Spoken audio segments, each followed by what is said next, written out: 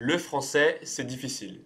Franchement, je ne sais pas qui t'a dit que c'était simple, mais lorsque l'on s'attaque à la grammaire, au vocabulaire, il y a plein de règles, plein d'exceptions. Le résultat, c'est qu'il y a plein de mots en anglais qui ressemblent de très près aux mots français, mais qui ne signifient pas du tout la même chose. Et en français, on appelle ça les faux amis.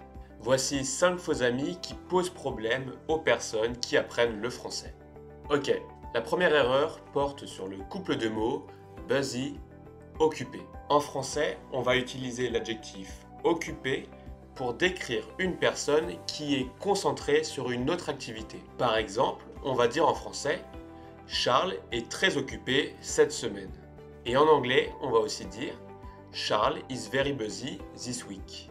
And I know I have a very good French accent, but I'm playing with this. Tandis qu'en anglais, l'adjectif busy va être utilisé pour décrire différentes situations. On va pouvoir l'utiliser pour décrire une personne qui est très occupée, mais aussi pour décrire un endroit qui est très fréquenté, ou alors un emploi du temps qui est très chargé.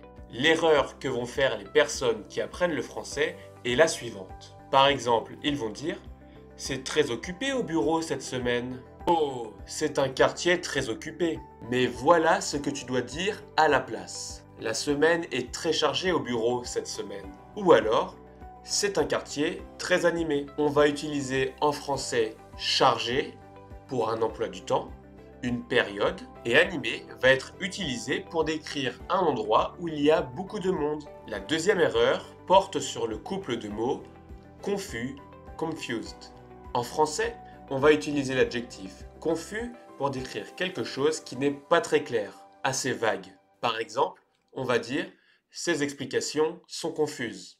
Her explanations are unclear. Tandis qu'en anglais, to confuse signifie rendre quelque chose difficile à comprendre ou alors s'embrouiller. On entend souvent dire « I'm confused », qui est souvent traduit en français par « je suis confus ».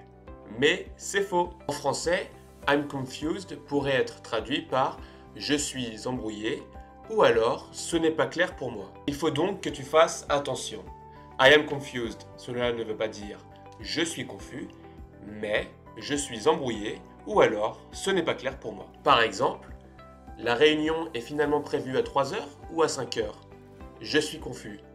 Faux, on va dire la réunion est finalement prévue à 3 heures ou à 5 heures. Ce n'est pas clair pour moi. La troisième erreur porte sur le couple de mots sensible, sensitive. En français, on va utiliser le mot sensible pour désigner ce que l'on dit en anglais par sensitive. Par exemple, on va dire mes yeux sont sensibles à la lumière. Ça peut être aussi utilisé pour décrire une émotion. On va dire c'est une personne sensible. En anglais, on va utiliser le mot sensitive pour désigner une personne qui est sensible. Mais attention, sensitive peut aussi désigner une personne qui est susceptible. Sensitive signifie deux choses en français. Une personne qui est susceptible, mais aussi le mot sensible. Donc voilà l'erreur que j'entends tout le temps. On va dire par exemple, Jeanne est très sensible, elle n'aime pas que je la critique. Alors qu'en réalité, il faudrait dire Jeanne est très susceptible, elle n'aime pas être critiquée. Quatrième couple de faux amis est le suivant.